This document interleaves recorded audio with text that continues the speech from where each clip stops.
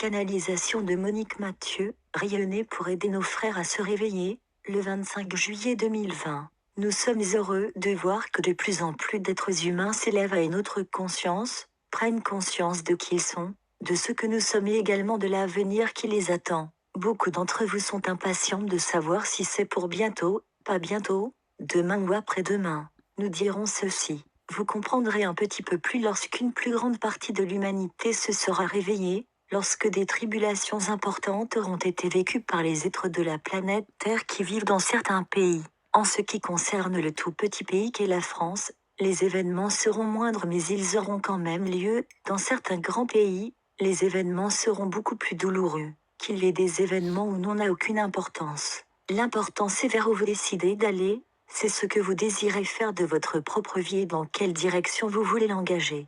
Nous vous conseillons de ne plus écouter les médias, quels qu'ils soient, parce qu'ils ne vous apportent que des fréquences vibratoires très basses. Dans un avenir très proche, ce sera le salut, ce qui veut dire que si vous avez atteint un certain niveau vibratoire, tout ce qui se passera envoyé autour de vous ne vous affectera pas parce que vous aurez une autre compréhension, un autre éveil, et parce que vous aurez déclenché en vous des capacités psychiques dormantes, des capacités qui vous permettront de mieux considérer votre vie et tout ce qui se passe autour de vous. Bien sûr, pour l'instant, il y a beaucoup d'interrogations.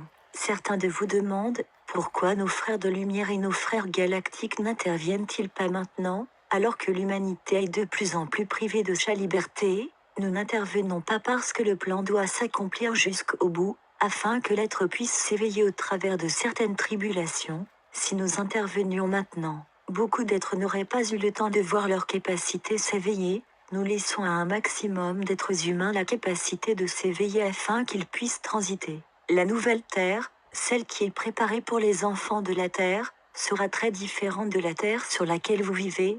Elle sera différente au niveau vibratoire, elle sera différente même dans la matière. Elle sera adaptée au nouvel être, à l'être de lumière que vous deviendrez. Vous quitterez le vieux manteau correspondant à la 3e dimension pour endosser votre manteau de lumière, car vous passerez de l'état carbone à l'état cristallin. Ce manteau de lumière vous permettra de vivre dans le prochain cycle de vie, ce paradis terrestre. Ce ne sera pas le paradis sur la terre que vous connaissez, ce sera complètement différent. Pour accéder au nouveau monde que vous souhaitez, il faut que vous vous transformiez profondément de l'intérieur. Il faut que vous arriviez à vous départir de certains blocages que vous vous êtes mis avant votre incarnation afin de pouvoir vivre le cycle présent. Certaines personnes demandent, pourquoi sommes-nous venus sur Terre si nous étions des êtres très évolués? Que sommes-nous venus y faire? Chacun de vous a déjà beaucoup évolué spirituellement sur d'autres mondes ou sur la Terre. Par amour, vous avez fait le choix de vous incarner en cette période tellement particulière de la vie et de votre planète pour aider l'humanité dans la transition.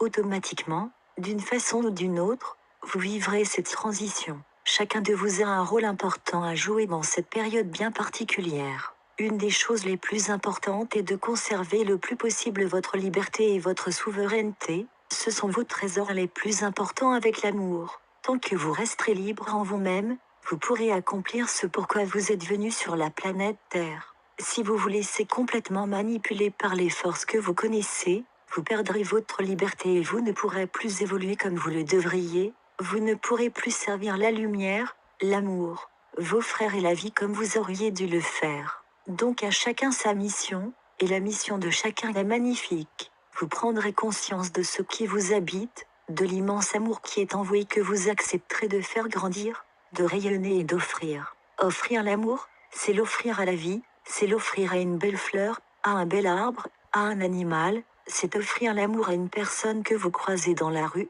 Bien sûr vous ne lui direz pas je t'aime, mais vous pourrez simplement lui envoyer une belle pensée d'amour, lui sourire. Nous ouvrons une petite parenthèse. Il est bien évident qu'avec votre masque vous ne pouvez pas sourire aux personnes que vous croisez dans la rue, et cela est bien triste. Cela va se terminer car autre peur va se profiler à l'horizon, une peur qui chassera très grandement la peur factice qui a été générée par des personnes qui ne veulent pas le bien de l'humanité.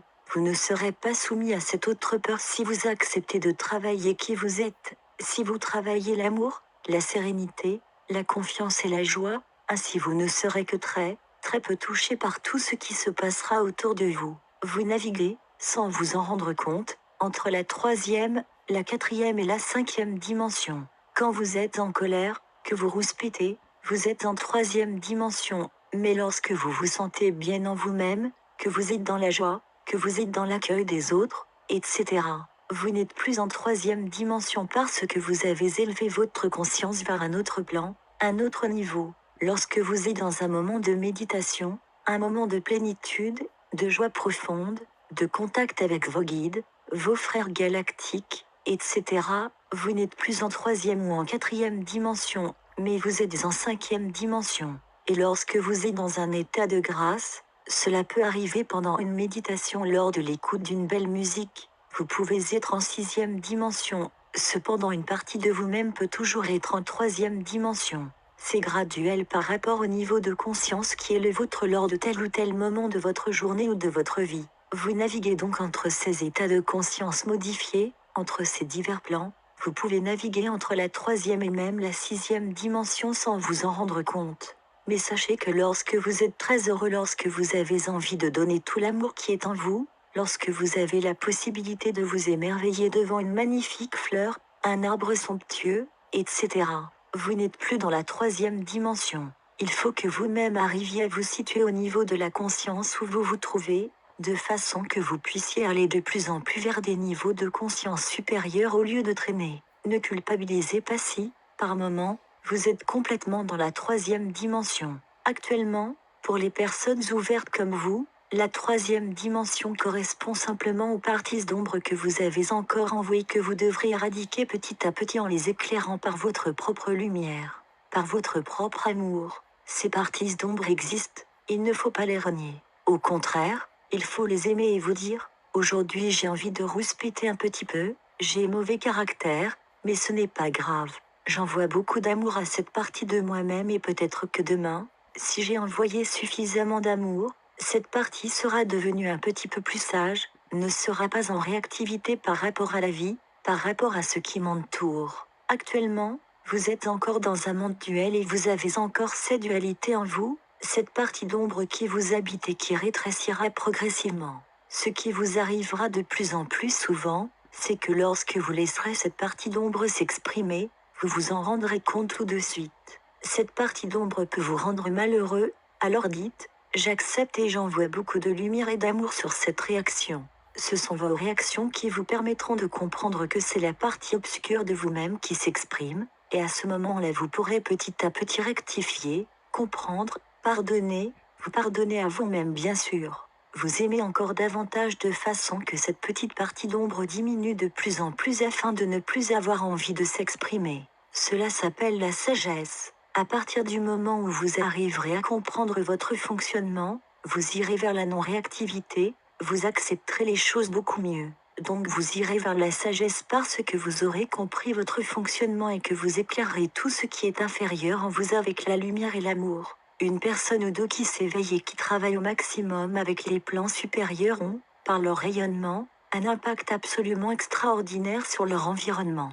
Et même des personnes complètement endormies qui pourront subir une sorte de choc vibratoire et pourront se réveiller en se disant « Je suis dans la peur, mais pourquoi cette personne n'a-t-elle pas peur? Pourquoi est-elle heureuse? Pourquoi chante-t-elle ?» C'est votre comportement par rapport à tout ce qui vous entoure qui fera la différence. Vous ne pouvez forcer personne à se réveiller, mais vous pouvez être l'exemple pour tous ceux qui vous entourent. C'est en étant un exemple que vous pouvez permettre à ceux qui ne sont pas trop profondément endormis de se réveiller.